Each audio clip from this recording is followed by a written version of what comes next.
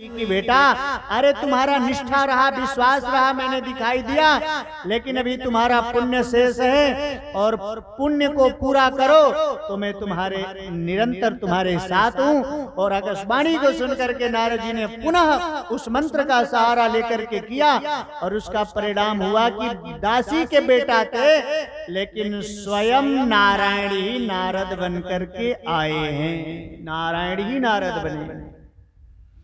तो कह रहे हैं कि देखो व्यास, यदि तुम्हें अपने ऊपर संशय है कि मैं बूढ़ा हो गया हूं, काम नहीं होगा, तो सत्संग करो। और सत्संग में इतनी ताकत है कि सत्संग का रंग यदि चढ़ गया तो कितना भी धुलोगे वो मिटेगा नहीं, पक्का रंग है। और वही मैं करते रहा। एक दिन क्या हुआ कि मेरी माँ जो है गाय दुह रही थी, शाम का समय रहा। एकदाम निर्गताम के हाथ दुहंतिम निशिगाम पदिम सर्पोद सत्पता पृष्ठ कृपणा काल चोदित।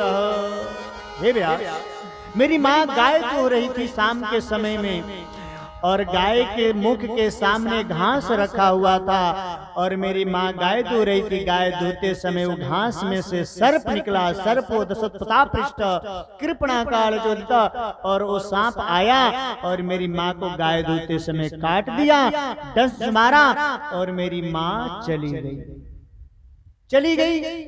और नारद जी को पता चला कि माँ चली गई, पिता तो पहले ही चले गए थे। नारद जी फुट फुट करके रोने लगे। नारद जी के विद्वानों का कथन है, शास्त्र का मत है कि नारद जी रोने लगे तो उनके दोनों आंखों से आंसू झरने लगा, लेकिन दो प्रकार के आंसू निकला। ये सुख का और दुख का दो तरह के आंसू होते हैं। सुख से यदि कोई खुशी से रोता है, भक्ति से रोता है, किसी का बेटा टॉप किया हो और उसकी खुशी में रोता है, तो ये रोने वाला व्यक्ति की आंसू ठंडी होती है, ठंडा। और जो दुख से तड़प करके रोता है किसी के कष्ट से, तो वो जो है दारुण का जो है ये आंसू जो है गर्म होता है। तो नारद जी को ठंडी भी आंसू निकली और गर्म ही आंसू। यहाँ पे शौनक आदि ऋषि सूजी से बोले कि जिसकी माँ मरी है, तो आप बता रहे हो कि ठंडी आंसू सुख का, खुशी का प्रतीक है, तो जिसके ऊपर वज्र का पहाड़, पिता भी चले गए, माँ भी चली गई और वो रो रहा है, तो ठंडी खुशी के आंसू, वहां उस यहाँ तो गर्म केवल आंसू निकलनी चाहिए।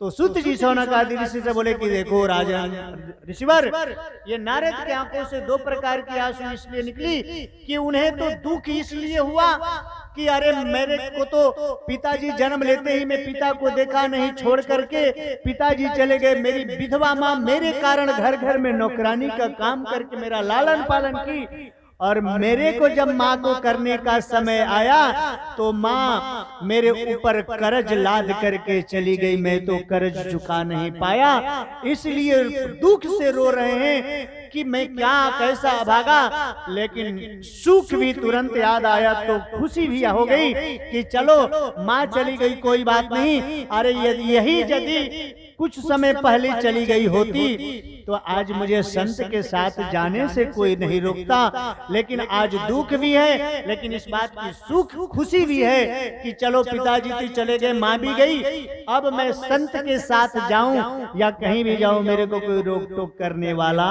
नहीं है। और तुरंत वही गुरु जी का दिया हुआ मंत्र का सहारा लिए और जाकर के तप करने के लिए बैठे। और उस तप का प्रभाव है कि स्वयं वेदव्यास जी से करें कि व्यास, मैं दासी का बेटा और तुम्हारे सामने में प्रमाण हूँ कि दूसरा नारायण का नारायण ही नारद बन करके आए हैं। कल मैंने आप लोगों को बताया कि भागवत में 24 अवतार का वर्णन है, तो जिसमें पहला प्रभु का अवतार जो है सनक सनंदन सनातन सनत कुमार के रूप में है, दूसरा जो है बराह अवतार, तीसरा नारद का अवतार स्वयं नारायण ही नारद बन करके आए हैं। ये है भक्ति में शक्ति और मंत्रों में ताकत।